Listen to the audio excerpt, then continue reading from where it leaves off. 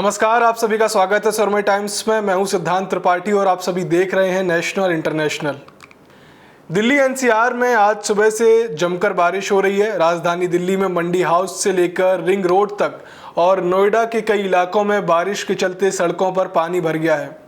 दक्षिणी राज्यों कर्नाटक, आंध्र प्रदेश, तेलंगाना में बारिश के चलते फ्लैश फ्लड जैसे हालात हो गए हैं। तेलंगाना के तो महबूब नगर में 2 टीनेजर लड़कियां नहर में बह गई और इन्हीं खतरनाक हालातों के चलते इन राज्यों में बुधवार और गुरुवार के लिए खतरे वाले क्षेत्रों के सभी स्कूल और कॉलेजों में आज छुट्टी कर दी गई है।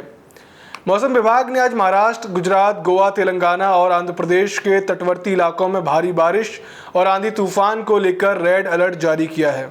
इधर अगले 3 दिन हिमाचल प्रदेश, उत्तराखंड, गुजरात, महाराष्ट्र, तेलंगाना, कर्नाटक, आंध्र प्रदेश, गोवा समेत 22 से ज़्यादा राज्यों में भारी बारिश की संभावना जताई है। उधर उत्तराखंड की 600 किलोमीटर लंबी ऑल वेदर रोड के 250 किलोमीटर हिस्से पर लैंडस्लाइड से यातायात बाधित है। बता दें कि बद्रीनाथ, केदारनाथ और गंगोत्री में रोजाना 10 से 15 हज़ार की बजाय 1,000 श्रद्धालु ही पहुंच रहे हैं। नागालैंड में निकाय चुनाव होने वाले हैं, पर उससे पहले ही वहां विवाद का माहौल बन चुका है। दरअसल निकाय चुनाव में 33% महिला आरक्षण लागू न किए जाने पर सुप्रीम कोर्ट ने मंगलवार को केंद्र से सवाल पूछा, जिसमें कोर्ट ने कहा कि आपके ही राज्य में नियम तोड़े जा रहे हैं और आप कुछ नहीं कर रहे हैं, दूसरे राज्यों में तो आप सख्त कदम उठाते हैं। सुप्रीम कोर्ट ने कहा कि सरकार नागालैंड में संविधान लागू करने की इच्छा ही नहीं दिखा रही है। कई बार मौके दिए पर कुछ नहीं किया गया। आपको बता दें कि नागालैंड में नेशनल डेमोक्रेटिक प्रोग्रेसिव पार्टी यानी एनडीपीपी और भाजपा की गठबंधन सरकार है। इधर याचिकाकर्ताओं की ओर से सीनियर एडवोकेट कोलिन गोंजावेल्स ने कहा कि महिलाओं की इच्छा है कि वे निकाय चुनाव में बढ़ चढ़कर हिस्सा लें, लेकिन महिलाओं को इस इच्छा को वो लोग दबा रहे हैं जो सत्ता में हैं। इधर कर्नाटक हाईकोर्ट के 6 जजों को जान से मारने की धमकी दी गई, जिसे कि पब्लिक रिलेशन ऑफिसर को कॉल और व्हाट्सएप मैसेज के जरिए मिली है। बता दें कि इसमें 50 लाख रुपए पाकिस्तानी अकाउंट में जमा करने को कहा गया और वहीं कॉलर ने शूटर्स के नंबर भी शेयर किए हैं।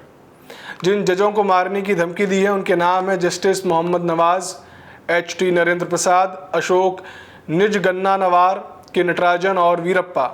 कॉल इंटरनेशनल नंबर से आई थी और धमकी देने वाले ने हिंदी, उर्दू और अंग्रेजी में मैसेज भेजा था। फिलहाल पुलिस इसकी जांच कर रही है और ये देखना होगा कि ये कॉल कौन कर रहा है।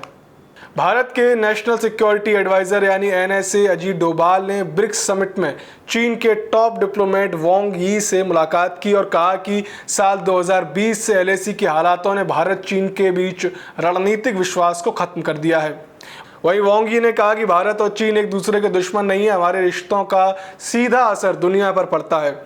वहीं कुछ दिन पहले ही विदेश मंत्री S जयशंकर भी ब्रिक्स की एक मीटिंग में शामिल हुए थे और तभी उन्होंने वांग यी के साथ बॉर्डर विवाद और शांति प्रयासों पर चर्चा की थी।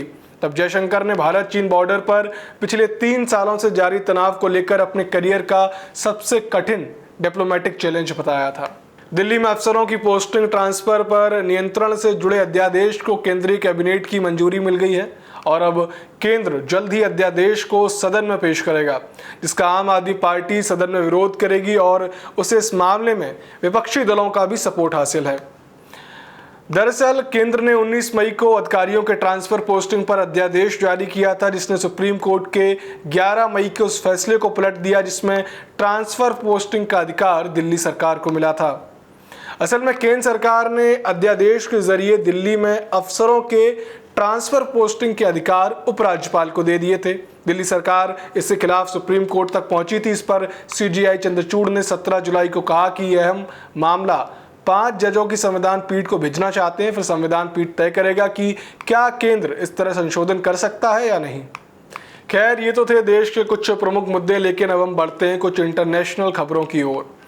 तो सीरिया में एक रूसी फाइटर जेट ने अमेरिकी ड्रोन पर फ्लेयर्स दाग दिए, जिससे कि अमेरिका के MQ-9 ड्रोन का प्रोपेलर खराब हो गया। US एयरफोर्स सेंट्रल के लेफ्टिनेंट जनरल एलेक्स ग्रिनकेविच ने बताया कि रूसी लड़ाकू विमान अमेरिकी ड्रोन के बेहद करीब उड़ान भर रहा था, जिसके बाद वो ड्रोन के ऊपर चला गया और उस पर फ्लेयर्स छोड़ने लगा और इनमें से एक फ्लेयर ड्रोन के प्रोपेलर पर आ लगा, जिससे उसे काफ़ी नुकसान पहुंचा। हालांकि बाद में ड्रोन का क्रू उसे बेस स्टेशन तक ले जाने पर कामयाब रहा। लेफ्टिनेंट जनरल ने कहा, सीरिया में ISIS को हराना ही हमारा मकसद है। ऐसे में रूस की तरफ से ये गैर जिम्मेदाराना रवैया मिशन में अड़ंगे लगा रहा है। उन्होंने तुरंत इस तरह की हरकतें बंद करनी चाहिए। ऑस्ट्रेलिया के समुद्री तट पर 51 पायलट व्हेल की मौत हो गई। आज सुबह पार्क और वाइल्ड लाइफ सर्विस ने बताया कि पश्चिमी ऑस्ट्रेलिया के चीनेस बीच पर करीब 100 पायलट व्हेल्स पहुंची थी और यहां फंसे रहने के बाद रात भर में 51 पायलट व्हेल की मौत हो गई। उन्होंने कहा, हम बाकी 40 व्हेल को गहरे पानी में भेजने की कोशिश कर रहे हैं।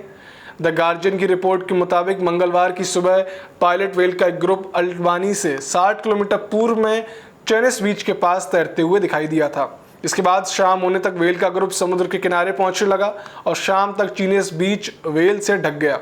विशेषज्ञों ने बताया कि व्हेल्स का अचानक से तट पर पहुंचना असामान्य है और ये पॉड में किसी बीमारी के फैलने का भी संकेत हो सकता है।